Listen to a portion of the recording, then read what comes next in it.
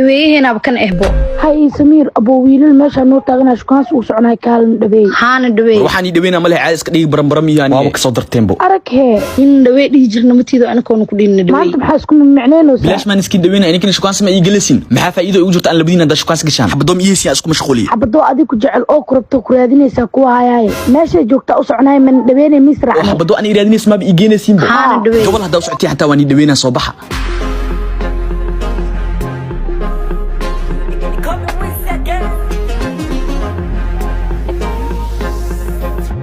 أنت فريسنا وحير لنا سوا سوق دخسنينا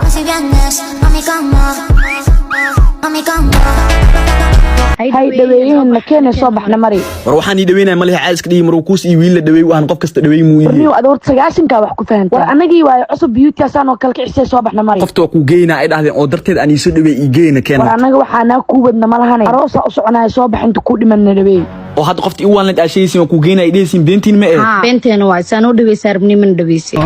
raali ahada waxaan dhaweyna maleex inta dhiman dhaweey wacdo gabdho kusoo dhawaada cusub beauty salon bukiyeerkaaniiti waxaa keeleysaa wax walba oo dumarka loogu qurxiyo waxaa jooga dad soo dhaweyn fiican waxayna ku taalaa xamarweyno city mall dhabarka dambe ee dahablaha waxaana kala xiriiri kartaa lambarka ah eberle xal 2148868 tiktokooda hoos idin soo dhigeena follow dhaho wax walba cusub halkaas kala soco